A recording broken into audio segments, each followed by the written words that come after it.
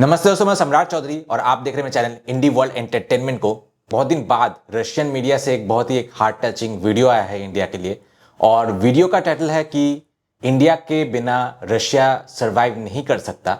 बहुत कोई लोग बोलते हैं कि जियोपॉलिटिक्स में कोई परमानेंट फ्रेंड, परमानेंट दोस्त, एनिमी नहीं है, लेकिन रशिया जैसा देश जियोपॉलिटिकली परमानेंट दोस्तों के भरोसे ही जो है, डेफिनेटली म्यूचुअल इंटरेस्ट तो है ही, लोगों के बीच इमोशनल बॉन्ड है, और सरकार और ओवरऑल जो है कि डिपेंडेंसी ऐसा है कि रशिया को पार्टनर चाहिए। तो ये इस वीडियो में बार बार इसी चीज में एम्फेसिस दिया गया है कि रशिया के पास दिमाग, टेक्नोलॉजी है, बट उसको एग्जीक्यूट करने के लिए एक ऐसा देश चाहिए जिसके पास दिमाग प्लस ह्यूमन रिसोर्सेज जो है वही सबसे मेन इंपॉर्टेंट है, और वो इंडिया के लिए है। तो रशिया को इंडिया जैसा देश चाहिए to survive in the long run. और मतलब जियोपॉलिटिक्स बहुत तरीके के होते हैं। आप लोगों ने डिस्कवरी चैनल में देखा होगा कि एक शेर जब होता है तो बहुत सारे जो सांड होते हैं उन सब में पावर है कि एक शेर को कुचल देने का, लेकिन क्योंकि उनमें यूनिटी नहीं है, उनमें अलायंस नहीं है, तो इसलिए जो है शेर कम पावरफुल होके भी जो है टैक्टिक्स से एक को टारगेट करके मार देता है। तो इंडिया जो है अगर उसी डर को लेके चलता है कि चाइना से हम डरेंगे, वियतनाम, फिलीपींस, जापान, ये अगर मिलके जाए तो बात वही हो जाएगा कि एक सांड की झुंड जब होती है तो वो शेर को आराम से कुचल सकता है, लेकिन उनमें फियर भर जाता है, इसीलिए वो मरते हैं। तो अगर इंडिया भी डरेगा तो मरेगा, लेकिन अगर इंडिया ब्रेवली यूनाइट होकर जापान, फिलीपींस, ऑस्ट्रेलिया, फिर वियतनाम, इन सबको मिला के उनको वेपन सब जिस तरीके से पाकिस्तान को यूज करता है चाइना, उसी तरीके से अगर इनको यूज करके चाइना के खिलाफ लड़े, और इवन डेफिनेटली रशिया के साथ एक अलायंस जरूरत होगा। तो रशिया इस चीज में बिलीव करता है, अलायंस में काफी बिलीव करता है। इंडिया को भी वो अलायंस करना चाहिए, तभी जाके चाइना को टैकल कर पाएगा। तो खैर, आज हम जो है रशियन मीडिया की इस रिपोर्ट को एंजॉय करते हैं। तो लेट्स स्टार्ट।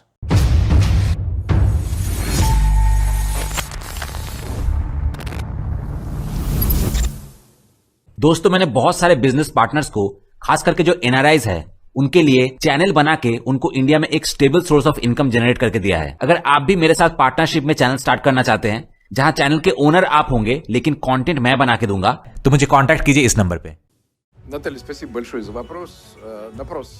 नतालिया, इस क्वेश्चन के लिए आपका बहुत धन्यवाद। ये वास्तव में एक बेहद महत्वपूर्ण प्रश्न है। भारत के साथ हमारा संबंध स्ट्रेटेजिक नेचर का है, लेकिन मैं इसके पीछे के लॉजिक से शुरुआत करना चाहूंगा। हम एक रिलेटिवली स्मॉल कंट्री हैं, जिसकी आबादी केवल लगभग 15 करोड़ है। अकेले हम ग्लोबल मार्केट में प्रभावी रूप से कम्पीट नहीं कर सकते। हम केवल अपने घरेलू बाजार के आधार पर अपने प्रोडक्ट्स को ग्लोबल लेवल पर कम्पिटिटिव नहीं बना सकते, क्योंकि हमारा बाजार बहुत छोटा है। जब भी कोई नया टेक्नोलॉजिकल रेस शुरू होता है, हमारे सबसे इंपॉर्टेंट टास्क ऐसे पार्टनर्स को खोजना और स्ट्रेटेजिक अलायंसेस बनाना होता है, जिनके साथ मिलकर हम नई तकनीकों का विकास कर सकें और स्टैंडर्ड्स एस्टैब्लिश कर सकें। व्यवहार में इसकी बहुत बड़ी भूमिका होती है, खासकर इसलिए क्योंकि ये यंग और टेक्नोलॉजी ड्रिवन कंपनीज हैं जिनमें अपार संभावनाएं हैं। इंडियन मार्केट, और केवल भारत ही नहीं, हालांकि भारत शायद मोस्ट अट्रैक्टिव और प्रॉमिसिंग मार्केट है, टेक्नोलॉजिकल पार्टनरशिप्स बनाने का एक बेहतरीन अवसर प्रदान करता है। हमें अपने इंडियन पार्टनर्स पर गहरा विश्वास है, और ये सहयोग भविष्य में हमारी इकोनॉमी और भारत की इकोनॉमी दोनों की ग्रोथ को आगे बढ़ाएगा। Выстраивать технологические альянсы, которые будут дальше двигать нашу экономику, экономику Индии. Я приведу пример. मैं आपको एक उदाहरण देता हूँ। हाल ही में भारत में सुपरजेट विमानों के प्रोडक्शन की शुरुआत के लिए एक अग्रीमेंट पर हस्ताक्षर किए गए हैं। यदि हम सुपरजेट केवल अपने घरेलू बाजार के लिए बनाएं, तो हम कभी भी कंपेटिटिव नहीं रह पाएंगे। लेकिन यदि हमें भारत के लगभग 1.5 अरब कंज्यूमर्स वाले बाजार तक पहुंच मिलती है, तो पूरा सिचुएशन बदल जाता है। जैसा कि किरिल बोरिसोविच ने एनर्जेटिका के बारे में बताते हुए कहा था, भारत वर्तमान में लगभग 7% ग्रोथ रेट से बढ़ रहा है। ये एक विशाल और अत्यधिक संभावनाओं वाला बाजार है। जब हम अगले तकनीकी दौर में प्रवेश करते हैं, तो सबसे पहली प्रायोरिटीज में नई इंफ्रास्ट्रक्चर का निर्माण, नए इंडस्ट्रियल जोन्स का विकास और ट्रांसपोर्टेशन नेटवर्क्स का विस्तार शामिल होता है। इसी कारण उदाहरण के लिए हम ट्रांसमाश होल्डिंग के साथ सहयोग कर रहे हैं, जो हाई स्पीड रेल टेक्नोलॉजी और एडवांस ट्रांसपोर्टेशन सिस्टम्स जैसे सेक्टर्स में क्रांतिकारी सॉल्यूशंस विकसित कर रही है। भारत इस बात का एक एक्सीलेंट उदाहरण है कि गहरी और लॉन्ग टर्म पार्टनरशिप्स किस प्रकार बनाई जा सकती हैं। Поездов и так далее, да? Индия – это прекрасный пример, как мы можем выстраивать отношения в глубину. भारत के साथ हमारे रिलेशनशिप केवल टेक्नोलॉजी या एजुकेशन तक सीमित नहीं है, वे गहरे सिविलाइजेशनल टाइज पर आधारित हैं। हम एक सिविलाइजेशनल डायलॉग में जुड़े हुए हैं। हमारी सभ्यता भले ही दुनिया की सबसे प्राचीन सभ्यताओं में से ना हो, लेकिन फिर भी उसकी आयु हजारों वर्षों की है। वहीं इंडियन सिविलाइजेशन उससे भी अधिक प्राचीन है, जिसका इतिहास 3 से 5,000 वर्षों या उससे भी अधिक पुराना है। हम दोनों के बारे में सबसे दिलचस्प बात यह है कि ना भारत और ना ही रूस किसी पर अपने मूल्य या जीवन शैली थोपने की कोशिश करता है। भारत में 22 ऑफिशियल रूप से मान्यता प्राप्त भाषाएं हैं, जबकि रूस में 89 संघीय विषय यानी फेडरल सब्जेक्ट्स है। यदि मैं गलत नहीं हूं आंद्रे अलेक्जेंड्रोविच, तो संख्या वास्तव में 89 ही है। हम दोनों देश अत्यंत कॉम्प्लेक्स और डाइवर्स है। भारत ने अपनी डाइवर्सिटी के साथ सफलतापूर्वक जीना सीखा है और रूस ने भी अपनी सीमाओं के भीतर यही किया है। एक ऐसी दुनिया में जो लगातार अधिक कॉम्प्लेक्स होती जा रही है, डाइवर्सिटी को संभालने और उसे अपनी शक्ति में बदलने की ये क्षमता एक बहुत बड़ा कॉम्पिटिटिव एडवांटेज है। И выстраивание отношений, то, что делаете на практике сейчас, например. ऐसे संबंधों का निर्माण करना ही वो काम है जो हम आज प्रैक्टिस में कर रहे हैं। ये गहरा और लॉन्ग टर्म वर्क है। भारत इस बात का उदाहरण है कि हम इस प्रकार की पार्टनरशिप्स केवल भारत के साथ ही नहीं, बल्कि अन्य बड़े देशों के साथ भी कैसे विकसित कर सकते हैं। उदाहरण के लिए यहाँ मौजूद माइकल इंडोनेशिया के साथ काम करते हैं, जो एक बड़ा देश है और जिसकी आबादी जल्द ही 30 करोड़ तक पहुंच जाएगी। मेरे विचार से इंडोनेशिया भी लगभग 7% वार्षिक दर से बढ़ रहा है। भारत ये दिखाता है कि civilisation to civilisation ties, business culture to business culture cooperation और एजुकेशनल एक्सचेंजेस को किस प्रकार एक साथ जोड़कर ऐसे टेक्नोलॉजिकल अलायंसेस बनाए जा सकते हैं जो आने वाले कई वर्षों तक हमें लाभ पहुंचाते रहेंगे। जैसा कि मैंने पहले कहा, हम एक रिलेटिवली छोटा देश हैं। हम पार्टनर्स के बिना आगे नहीं बढ़ सकते। भारत और इंडोनेशिया जैसे देश आइडियल पार्टनर्स हैं, क्योंकि वे भी एक समान चुनौती का सामना कर रहे हैं। ऐसी दुनिया में अपने पोजीशन और स्वतंत्र स्थान को बनाए रखने का, जहां दो बड़ी शक्तियां चीन और United states America world order को प्रभावित करती हैं। Потому что у них та же самая проблема.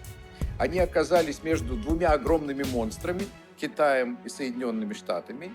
बड़ी महाशक्तियों के अलावा किसी भी देश के पास अपने दम पर क्रिटिकल मास नहीं है। इसलिए हम सभी को सहयोग करना होगा और एक दूसरे के साथ अधिक गहराई से जुड़ना होगा।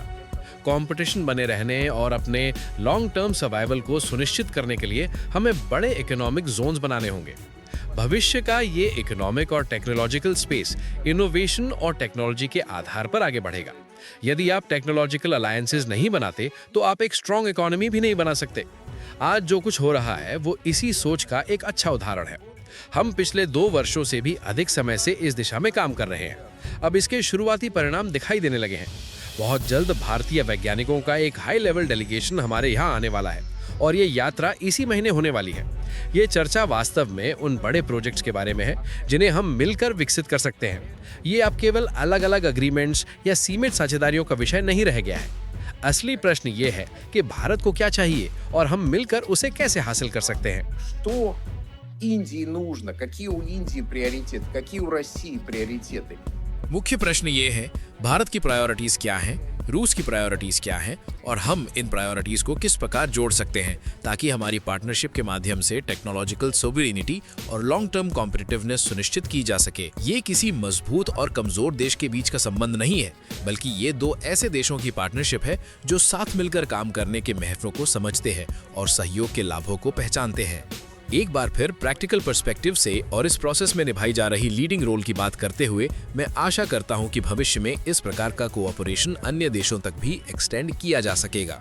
ये भी अत्यंत सकारात्मक बात है कि आज रूस की कुछ लीडिंग कंपनीज इस प्रोसेस में भाग ले रही हैं। उनकी भागीदारी इस प्रोसेस की गंभीरता और महत्व को दर्शाती है।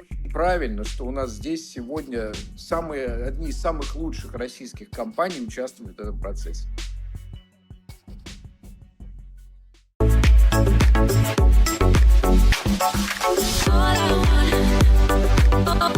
कमेंट्स में विक्टर शेरेमेत ने लिखा है कि बेशक हमें बहुत सारे पार्टनर्स मिल जाएंगे, लेकिन जहां तक एलाइज की बात है, माफ कीजिए, चीन और भारत तभी गठबंधन की बात करेंगे जब अमेरिका और यूरोप उनकी गर्दन मरोड़ देंगे। हालांकि चीन की स्थिति आसान है, उसका अमेरिका के साथ ट्रेड बैलेंस अच्छा है, लेकिन भारत के मामले में बात अलग है। भारत पर दबाव बनाना ज्यादा आसान है, लेकिन हमारे लिए नहीं। इसीलिए हम कोशिश कर रहे हैं, लेकिन बात बन नहीं रही। हम दोस्ती की बातें कर रहे हैं जबकि हमें फायदे देने चाहिए। यह बात हर कोई समझता है। दोस्ती तो वर्षों के म्यूचुअली बेनिफिशियल रिलेशंस के बाद आती है, लेकिन हमेशा नहीं। भरोसा नहीं तो दोस्ती भी नहीं। मेरा कुछ ऐसा ही मानना है। मैं जानना चाहूंगा कि दूसरे लोग क्या सोचते हैं। अपने विचार शेयर करें।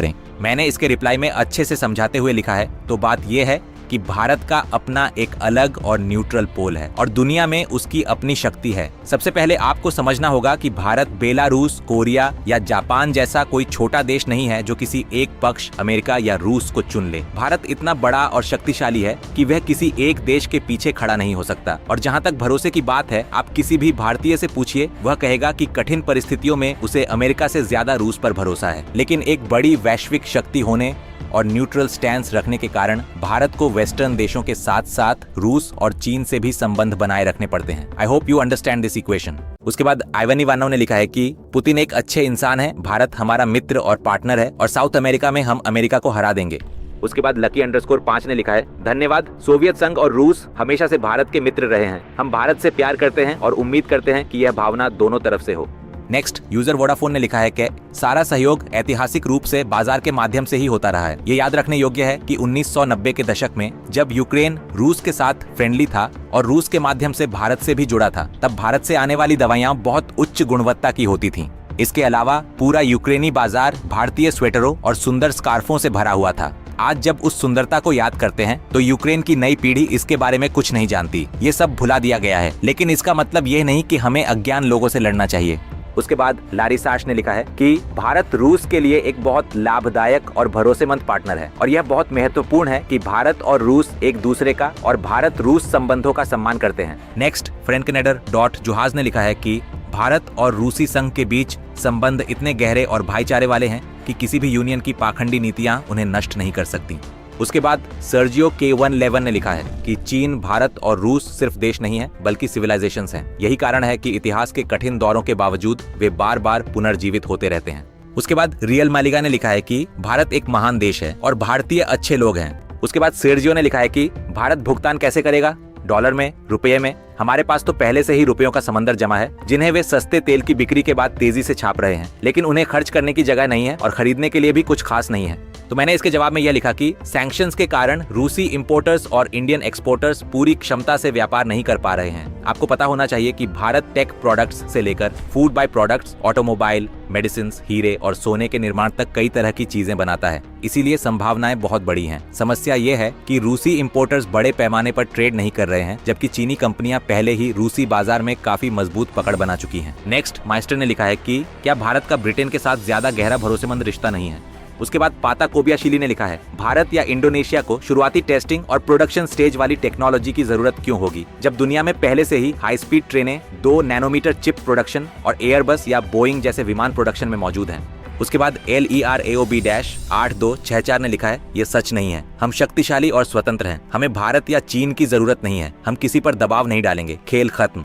नेक्स्ट रोमन गोरतोवनी ने लिखा है कि दुनिया को फेडरल रिजर्व से अलग एक नई करेंसी बनानी चाहिए। जब तक अमेरिका फाइनेंशियल इंस्टीट्यूशंस के जरिए सब पर दबाव बनाता रहेगा, तब तक कोई भी नया आर्थिक संबंध सफल नहीं होगा। उसके बाद सर्जे रेडियो ने लिखा है, भारत के साथ गठबंधन अच्छा है, लेकिन हर देश अपने हितों के अनुसार काम करता है। भारतीयों ने दुनिया की लगभग सभी लीडिंग प्राइवेट इक्विटी फर्म्स पर कब्जा कर लिया है। ऐसे गठबंधन के बदले वे रूस में आखिर क्या हासिल कर सकते हैं? उसके बाद नडे जापान ने लिखा है, अरे ये तो भारत की कितनी जोरदार पैरवी कर रहा है। क्या ये वही भारत नहीं था जिसने अमेरिका का साथ देते हुए रूसी तेल की आपूर्ति को ठुकरा दिया था और रूस से मुंह मोड़कर उसे अनप्लेजेंट सरप्राइज दिया था? फिर जब ईरान ने स्ट्रेट ऑफ हॉर्मुज बंद कर दिया और तेल लेने के लिए कोई दूसरा विकल्प नहीं बचा, तब उसने दोबारा खरीदारी शुरू कर दी। क्या तुम भूल गए? क्या भारत ऐसा पार्टनर है? ऐसे पार्टनर्स के साथ तो कोई भी बर्बाद हो सकता है।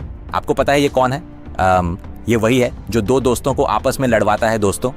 इसके जवाब में लिखा है कि कॉमरेड, आप खबरें कहां से पढ़ते हैं? भारत ने कभी भी रूस से तेल खरीदना बंद नहीं किया। डिमांड के अनुसार तेल खरीद की मात्रा कभी बढ़ती है और कभी घटती है। 1.4 अरब से ज्यादा आबादी वाले भारत को स्वाभाविक रूप से जहां सस्ता एनर्जी सप्लाई मिले, वहां से अपनी ऊर्जा जरूरतें पूरी करनी पड़ती हैं। आपको इस बात के लिए आभारी होना चाहिए कि अमेरिका द्वारा रूस पर सैंक्शंस लगाए जाने के बावजूद भारत पहले भी रूसी तेल और गैस खरीद रहा था और आज भी खरीद रहा है, भले ही दूरी ज्यादा हो। कुछ ही दिन पहले हम सबसे अधिक टैरिफ झेलने वाले देशों में थे और अब भी संघर्ष कर रहे हैं। उसके बाद ओलेग किम ने लिखा है कि एक बहुत ही सरल और बचकाना सवाल, भारत को किसे चुनना चाहिए, रूस या चीन? जवाब मत देना। तो इसके जवाब में नताशा वसोचिना लिखता है कि चीन भारत का प्रतिद्वंद्वी है, अगर दुश्मन नहीं तो। ये अजीब है कि आपको इस बारे में पता नहीं है।